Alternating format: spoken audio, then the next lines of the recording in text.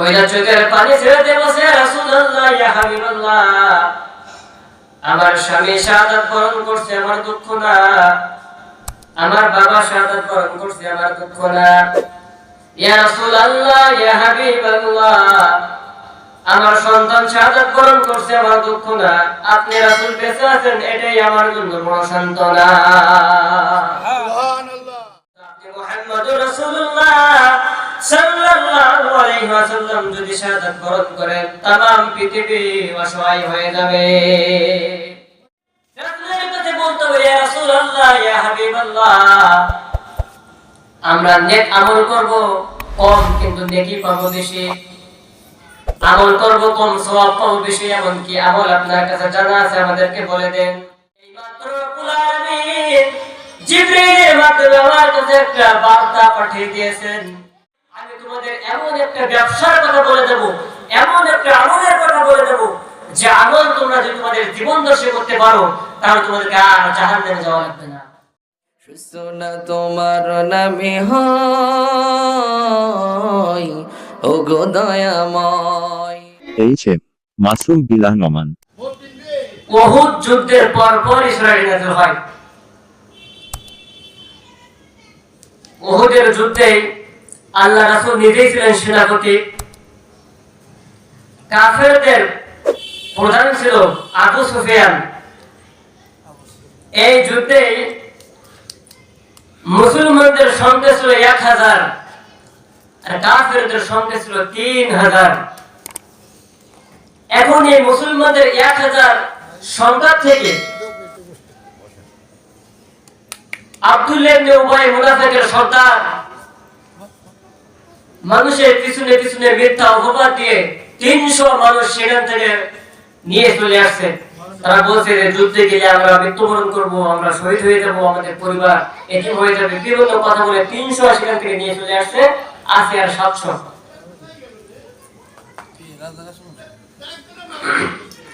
যুদ্ধ শুরু হয়ে গেছে। যুদ্ধ চলতে চলতে মুসলমানদের যে 700 ছিল জনসংখ্যা থেকে 70 জন শহীদ হয়ে গেছেন,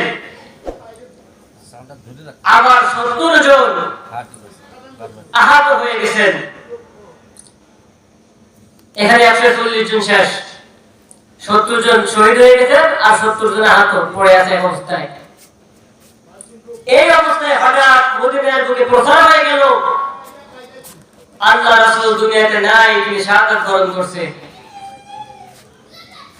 এই কথা শোনার পর মদিনার বুকে একজন মহিলা ছিল, যুদ্ধের ময়দানে যেতে পারে নাই। এই মহিলা রাসূলের মৃত্যুর সংবাদ শোনার পর পাগল হয়ে গেছেন, দৌড়াইতেছেন, ইয়া রাসূলুল্লাহ ইয়া হাবিবাল্লাহ, আপনি যদি দুনিয়ায় না থাকেন, আমি দুনিয়ায় কি জন্য থাকবো? দুনিয়ায় থাকার কোনো মানে হয় না। কাঁদতেছেন আর দৌড়াইতেছেন।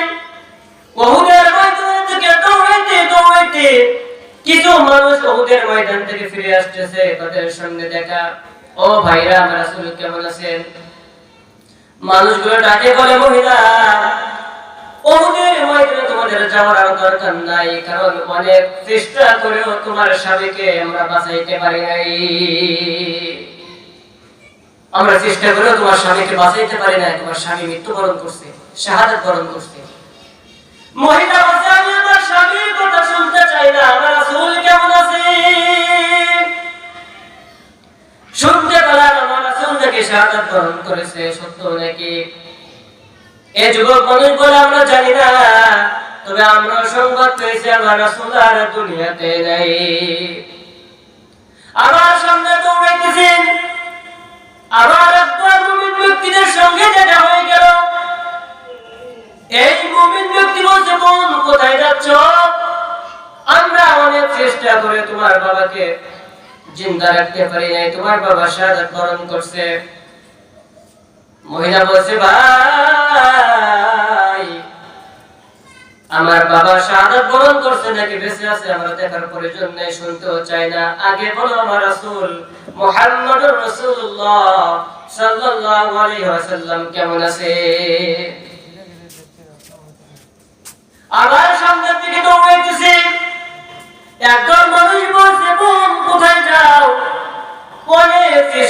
করেও তোমার সন্তানকে বাঁচাইতে পারি নাই, তোমার বড় ভাইকে বাঁচাইতে পারি নাই। মহিলা চোখের পানি ছেড়ে কান্দে, বলে ভাই আমি আমার সন্তানের কথা জিজ্ঞেস করি নাই, আমি আমার ভাইয়ের কথা জিজ্ঞেস করি নাই, আগে বলো আমার রাসূল সাল্লাল্লাহু আলাইহি ওয়াসাল্লাম কেমন আছে। শুনলাম নাকি আমার রাসূল শাহাদাত বরণ করছে। হযরত আয়েশা সিদ্দিকা রাদিয়াল্লাহু তাআলা আনহা বলেন, উহুদের ময়দানে আমার নবী শরীর থেকে রক্ত ঝরতেছিল, দান্তার মোবারক শহীদ হয়ে গেছে, আমার রাসূলের মাথার ভিতরে হেলমেট ভেঙে ঢুকে গেছে, আমার রাসূল জ্ঞান অবস্থায় পড়ে আছে গর্তের ভিতরে।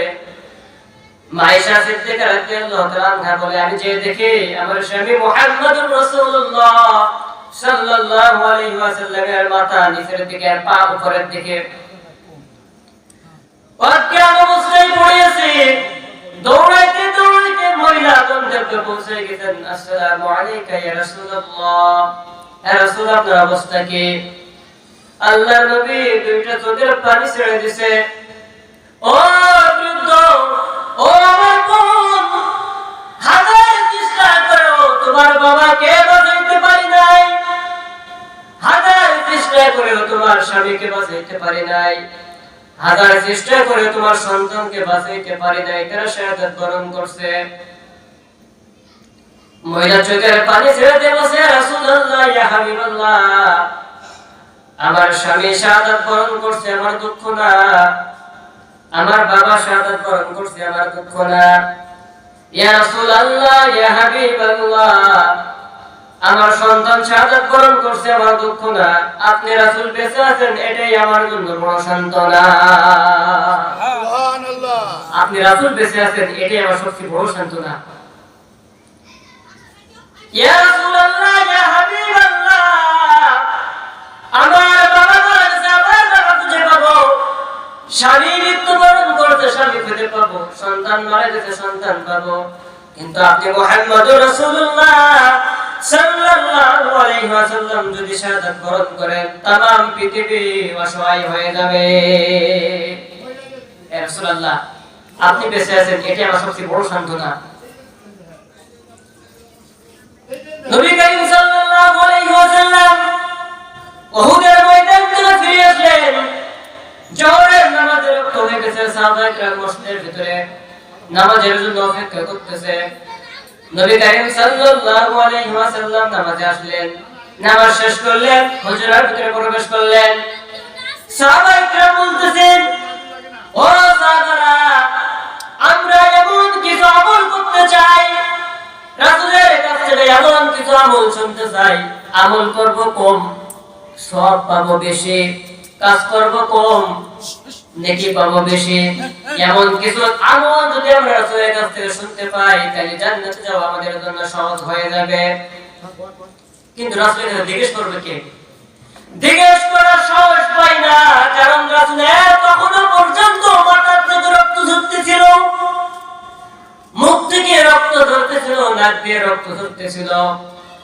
উমর বলছে, আমার পক্ষে সম্ভব না, কারণ রাসূলের যে অবস্থা, কেমনে তার কাছে আমরা বলবো। তারা আবার পরামর্শ করলো, কে জিজ্ঞেস করবে? রাসূলের কাছে বলতে হবে, ইয়া রাসূলুল্লাহ ইয়া হাবিবাল্লাহ, আমরা নেক আমল করব কম, কিন্তু নেকি পাবো বেশি। আমল করব কম, সওয়াব পাবো বেশি। এমন কি আমল আপনার কাছে জানা আছে, আমাদেরকে বলে দেন। কেউ সাহস পায় না। রাসূল তখন ঘরের ভিতর থেকে জানালা খুলে দিয়া সাহাবাদের দিকে লক্ষ্য করে বলল, আমার সাহাবারা, এতক্ষণ পর্যন্ত তোমরা কোন বিষয় নিয়ে আলোচনা করতেছে? আলোচনা আল্লাহর আরশে আযিমে পৌঁছে গিয়েছে। এইমাত্র রব্বুল আলামিন জিবরীলের মাধ্যমে আমার কাছে একটা বার্তা পাঠিয়ে দিয়েছেন, ইয়া আইয়ুহাল্লাযীনা আমানু হাল আদুল্লুকুম আলা তিজারাতিন তুনজিকুম মিন আযাবিন আলীম তু'মিনুনা বিল্লাহি ওয়া রাসূলিহি ওয়া তুজাহিদুনা ফি সাবিলিল্লাহি বিআমওয়ালিকুম ওয়া আনফুসিকুম যালিকুম খায়রুল লাকুম ইন কুনতুম তা'লামুন।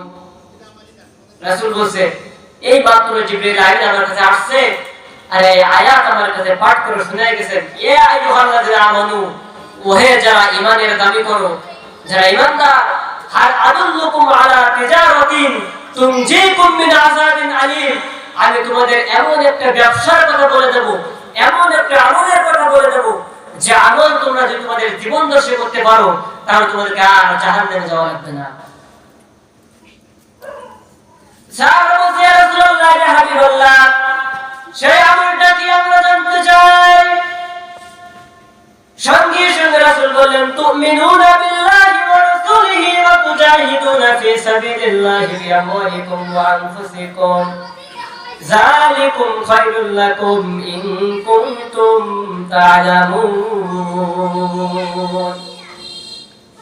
তুমিনুনা বিল্লাহি ওয়া রাসূলিহি, আল্লাহ এবং রাসূলের অনুসরণ করতে হবে সর্বপ্রথম। সে আমল সর্বপ্রথম আল্লাহ এবং রাসূলকে অনুসরণ করতে হবে। আর যখন আল্লাহ এবং রাসূলকে অনুসরণ করবে, ওয়াতুজাহিদুনা ফি সাবিলিল্লাহ, তখন তাদের জান এবং মাল আল্লাহর রাস্তায় বিলিয়ে দিতে হবে, জিহাদ করতে হবে। আল্লাহ রাব্বুল আলামিন কুরআনুল কারীমে সূরা তাওবার 111 নম্বর আয়াতের ভিতরে বলতেছেন, ইন্নাল্লাহা আশতারা মিনাল মুমিনিনা আনফুসাহুম ওয়া আমওয়ালাহুম বিআন্না লাহুমুল জান্নাহ ইউকাতিলুনা ফি সাবিলিল্লাহি ফায়াকতুলুনা ওয়া ইয়াকতালুন। ইন্নাল্লাহা আশতারা মিনাল মুমিনিন, নিশ্চয় মুমিনদের কাছ থেকে, নিশ্চয় মুমিনদের কাছে আমি আমার জান্নাত বিক্রি করেছি। কথা হলো, জান্নাত যখন বিক্রি করা হয়, দান করে নাই, সদকা করে নাই, আল্লাহর কাছে বিক্রি করেছে।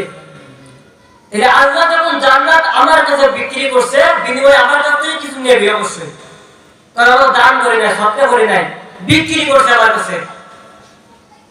আল্লাহ বলেন, ইন্নাল্লাহা আশতারা মিনাল মুমিনিন, মুমিনদের কাছে আমি আমার জান্নাত বিক্রি করে দিয়েছি, কিন্তু বিনিময়ে আমি কি চাই? ইন্নাল্লাহা আশতারা মিনাল মুমিনিনা আনফুসাহুম ওয়া আমওয়ালাহুম বিআন্না লাহুমুল জান্নাহ, জান্নাত বিক্রি করে দিয়েছি, বিনিময়ে তোমাদের জান এবং মাল আমি আল্লাহ কিনে নিয়ে নিয়েছি। বলুন সুবহানাল্লাহ। এখন যদি আপনি আমি জান্নাতে যেতে চাই, যদি বলি আপনি আমি জান্নাতে অধিবাসী হব, তাহলে জান আর মাল আর আপনার নেই, এটা আল্লাহর। এখন যখন এটা আল্লাহ, যখন যে অবস্থায় আল্লাহ এটা চাইবে, তখন সে অবস্থায় আল্লাহর কাছে দিয়ে দিতে হবে।